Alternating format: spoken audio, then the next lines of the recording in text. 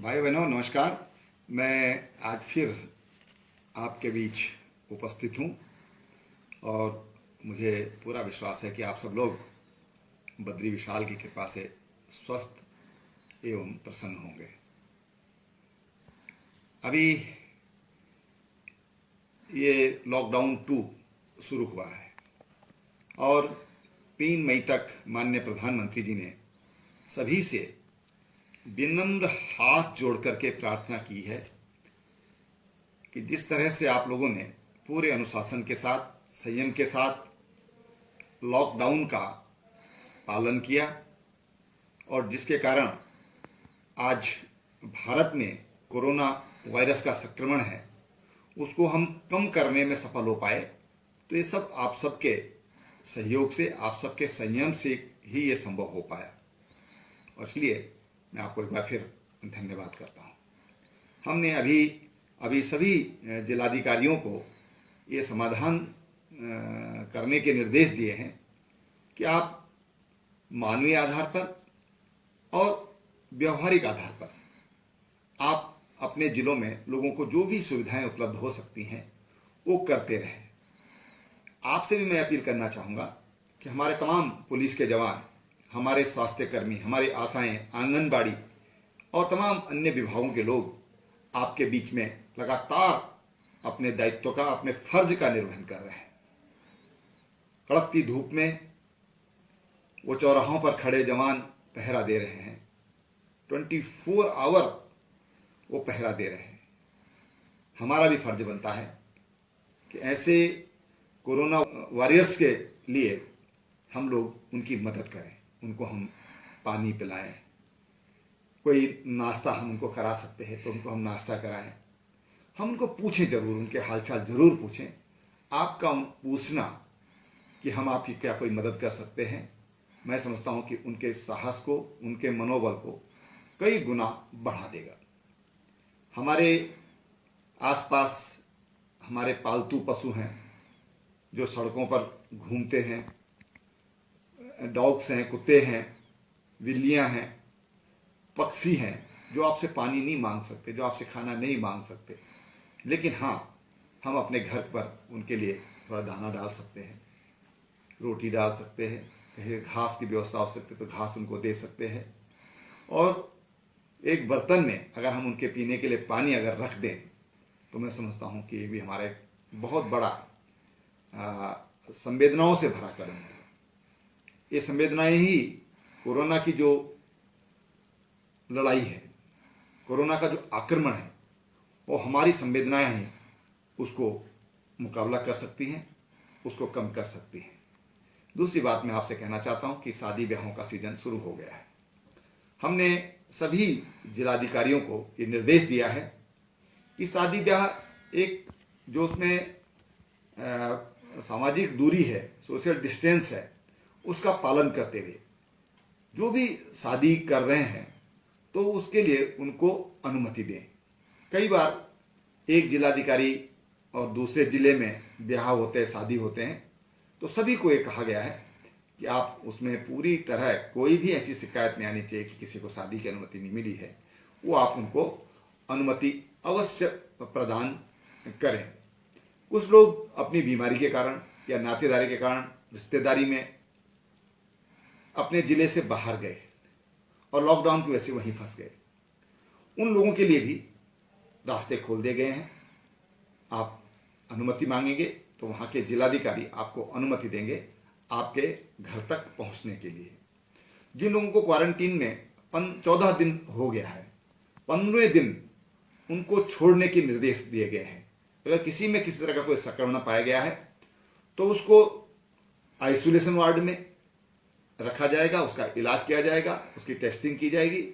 अन्यथा जो भी लोग हैं उनको 14 दिन वहाँ रहने के बाद उनको उनके जो स्थान है, उनके जो घर हैं या उनका जो गांव है, वो वहाँ जाने के लिए उनको छूट होगी। फलों का भी सीजन शुरू हो रहा है, आम, लीची, उसका भी सीजन शुरू हो रहा है। कई बार ये देखा गया है कि उसके जो ठेकेदार हैं वो राज्य से बाहर के आते हैं। ऐसे में जो किसान हैं आपको किसानों की मदद करनी है। किसानों को किस तरह से मदद हो सकती है, वो उनको मदद किया जाना चाहिए। उनकी फल खराब ना हो जाए, उनको नुकसान ना हो जाए, इसकी चिंता भी आपको करनी है। साथ ही आजकल गर्मी के दिन शुरू हो गए हैं, पानी की डिमांड बढ़ी है। उत्तराखंड में जो लोग हमारे प्रवासी थे, बड़ी संख्या में इस बीच उत्तराखंड में वापस आए हैं। लॉकडाउन हटेगा तो इनकी संख्या और बढ़ेगी। तो उन लोगों के लिए हम लोग पानी की चिंता हमको करनी होगी। गर्मी का सीजन है, पानी की खपत बढ़ेगी, पानी के जो उपभोक्ता हैं उनकी संख्या भी बढ़ेगी। और इसलिए हमारी कोई लाइनें, जो पेयजल की लाइनें हैं, उनको हम, अगर वो ख़राब हैं तो उनको हम तुरंत उनकी मरम्मत कराएं, ताकि लोगों को गर्मियों के दिनों में पर्याप्त पानी मिल सके। अगली बात मैं आपसे कहना चाहता हूं कि अनेक लोग हमारे पास उनके संदेश आए हैं कि वो गांव में ही रहना चाहते हैं, और इसलिए एक फॉर्म आपको दिया गया है, जिलाधिकारियों को दिया गया है। जो भी लोग अपने गांव में आए हैं वो फॉर्म उनसे भरवाया जाए, और उस फॉर्म के आधार पर हम भविष्य में अपने राज्य की नीति बनाएंगे कि आखिर हमारे जो लोग वापस गांव में आए हैं या उत्तराखंड आए हैं, वो क्या चाहते हैं, वो क्या करना चाहते हैं, और उनका योगदान भी हम राज्य के विकास में लेना चाहेंगे। और उस दृष्टि से हम आगे की अपनी रणनीति बनाएंगे। अभी उत्तराखंड में जो ऑफ सीजन वेजिटेबल्स हैं, जैसे मटर आजकल हमारे यहाँ हो रहा है, ये देखने में आ रहा है कि मटर के दाम किसानों को नहीं मिल पा रहे हैं। उसका कारण ये है कि तमाम जो हमारा पर्यटन प्रदेश है और पर्यटक आज उत्तराखंड में आ नहीं रहे हैं या देश में ही बाहर नहीं निकल रहे हैं, ऐसे में निश्चित रूप से डिमांड कम हुई है। और हम कोशिश कर रहे हैं कि अगर हो सके तो इन मटर्स को हम फ्रोजन करके और इनको रख लिया जाए, और ताकि जब भी लॉकडाउन हटेगा, जब हमारे तीर्थयात्री, हमारे यात्री यहाँ पर आएंगे, या उसको बाहर भी हम उसकी मार्केटिंग कर सकते हैं, तो उस पर भी सरकार विचार कर रही है। मुझे विश्वास है कि कोई रास्ता इसमें हम निकालने की कोशिश करेंगे।